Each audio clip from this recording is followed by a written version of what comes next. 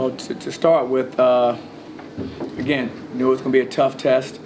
And early, I thought our guys, they're a good basketball team. I don't think their record shows how good they are, and I think they're going to be fine. When they start in conference play, because they have shooting, they have size, they have guys that can score off the bounce. So it's just a function of those guys coming together like we're trying to come together. And I thought early they made it difficult for us. I mean, I can't say, look back at us and say, well, we were, the culprit of what was going on early. I give them credit for how they defended and how their game plan. And we have to be better. We have to start games off better, and we have to learn from this experience. You talked about the slow start in the second half. Evansville kind of made a little bit of a run. What did you like after that? The team settled down and started to extend that lead. Well, I liked our poise throughout the whole game. Even when we were down, I thought our guys showed composure. And, of course, I thought we ended the half fairly well up until the three-pointer we gave up at the buzzer. And in the second half, they started off great. The first 4-minute segment, they started off. I had to call a timeout early and make sure our guys, really focused on what we needed to do. I thought after that, we got some momentum. I thought our guys really came back out. And, defensively, I thought we were where we were supposed to be most of the time. And then the offense started clicking a little bit, started seeing the ball go in, and that helped us as well. What's the challenge of coming from the Bahamas? You fly back in. No question. Does it create a little bit of the sluggishness? No, absolutely. I mean, it's a long trip, and then you couple that with the fact you won games over there, so I think our guys come back a little bit happy, and a little bit celebratory, and you want to kind of live in that moment, and but the way we go is you have to move on to the next play. The next play was the next opponent, and preparing for them and giving them the same amount of respect you gave the opponents you played over in the Bahamas. And I thought we did that, for, a good portion of the game. I thought our guys kind of snapped out of it and really started focusing in, especially the second half, and played more UCF basketball. Darius Johnson was a good getting him back into the lineup, and kind of where is he with everything? Is he close to 100%? Obviously cleared to play, but just how good is it to kind of ease him back in there? It's great. It was great to kind of get him in the game, and he impacted the game, quite frank. I think during the stretches when he was playing, I would think his plus-minus was pretty good based on what he was doing out there. And you have to understand, man, we have so many moving pieces right now. CJ is out again, so, we have to work through that. Michael Durr, he was out tonight. You're working through that. Now Silas having to, log more minutes and play a different position than he normally practices. So, we had some, some game management things we had to do based on that, being shorthanded across the front line. But through all of it, I thought our guys did a good job of adjusting and just listening to what we had to say and going out there and trying to execute. What can you tell us about CJ and Michael Durr's status? Well, I think both of those guys will be fine. It's nothing long term. Just got a little banged up. CJ got banged up in the Oklahoma State game, and so he's just recovering from that. It was a really physical game, and it took his toll. And so he's recovering from that, but he's moving in the right direction. I'm not too concerned that it'll be a long-term injury. And same thing with Michael Durr. He has these moments every now and then in practice with some games where I guess a little sore. I guess from some previous surgeries he had before he came here. And so he's going to be fine as well. I don't see that being another long-term thing. It's just something that those guys are going through right now, and we just have to help them work them through it.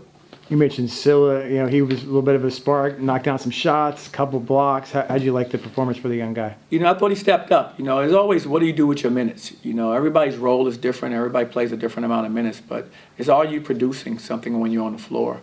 And he's done that. When he gets an opportunity, he produces. He comes up with plays for us, not just scoring or making a three, but also, like you said, defending, rebounding. He's versatile. He can guard multiple players. He can block shots. He kind of gives you a little bit of everything out there. And he's just young, and he still has a lot to learn. But I do like how hard he plays, and I do like the enthusiasm he plays with. Too many turnovers tonight. Help them with some points. You got to be frustrated about that. Definitely. Again, we'll be back on top of that. We're off tomorrow and celebrate Thanksgiving with our team and our families. But come Friday, we'll be addressing that again, trying to still work toward improving in that area. Again, I think we can be a lot better. I think we will get help now. We have another ball handler coming back. He's just getting comfortable now. Of course, DJ, I think that helps us give another guy that can maneuver the basketball and deliver passes to guys, which can help us some too as well. So I think as he comes back and rounds into, his shape and also, get the rust off of him some, I think that's going to help us as well. We just talked to Theo Horton. Did you kind of feel like maybe this was maybe the best game he's had since he's been here? I think he really helped out in that second half. You know, I think it was. I mean, he's done a really good job of being very opportunistic. He's hit some opportunistic shots when we need him in a lot of our games. Shots that we've needed, he's kind of been in that position to knock them down, and he's done that for us. This is the first night I think he kind of gone off and hit like 4 or 5, 3 or 4 threes in one game. But he's capable. I think you see that tonight, what he's capable of doing, and I was happy to see him do it because he showed some maturity. I didn't think he got off to the best start, the first half, but he was able to respond and have a really good second half for us. You've been talking about the deep bench. You had 4 guys in double figures tonight. That's something that you like to see. No, absolutely, and that's something we want. For us, having multiple guys that can score the basketball. I think most of our wins this year, pretty much almost all of them, have been team wins. Team wins meaning that the scoring has been spread through a number of guys. One guy may have kind of a good night, but then another night is someone else. Like tonight it's Ithiel. The other night it was C.J. Kelly. It's Taylor Hendricks. It's different guys, and that's a good thing. I think it's good for our team. It's good for our camaraderie. It's good for our chemistry. As a coach, how do you use that when you're talking to guys? Because any one of them could, on any given night, step up and be that guy. Well, I'm always encouraging them to understand that's a fun way to play, and it is. Where everybody can make those contributions, not just defensively and rebounding, but can have a night, if you're prepared, you can have a great night offensively and help our team. And the only way you can be prepared for that is if your mindset is right, so you're ready, and not think, instead of thinking, hey, it's just going to be those guys, who's going to do the bulk of the, offensive, carrying the offensive load. We all can have a responsibility and a duty to kind of help in that. And then just keeping that, encouraging those guys to understand that we believe in all of them being able to do that. And I thought, to be quite frank, the first half is a perfect example. I thought Suggs was terrific. I thought the first half he gave us a big spark when he came in. And, maybe he doesn't have that night if he thinks he's in a different type of role. But he knows we believe in him here and that he's capable of doing that, and he did it. Well, happy Thanksgiving. What are you thankful for right now? What are you most thankful for in your life? Most thankful for my family. Most thankful for my family. Of course, I've been blessed to have an unbelievable family and my wife and my children.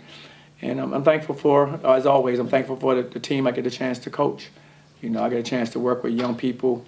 I don't take that for granted. I know the responsibility that I have, working with 18 and 20-year-olds, and I try to pour everything I can into them, and hopefully one day they'll pay that forward with other young people they may run across in their life, whether they coach or do whatever. They're going to interact with young people. And I hope that they are, willing to, pay forward hopefully some of the lessons they're learning from us. Got a favorite Thanksgiving dish you're going to run for tomorrow, or what do you like? What's your favorite? No favorite dish. I mean, some of the sides I think I'll enjoy. Hopefully, get some mac and cheese, maybe some turnip greens or collard greens, and maybe some potato salad. Those are things that I kind of enjoy. As sides during Thanksgiving. But I'm sure whatever it is, I'm going to overeat. but it's not a bad thing. Every now and then you should be able to do that. Do you make anything? No. I only make decisions. I don't do any of that. I'm trusting my family that I don't think they would want me to attempt to do that. That's for sure. Well, thank you very much. Hey guys, Coach. happy Thanksgiving. Happy Thanksgiving, Coach. Right. See you Guys, Sunday. take care.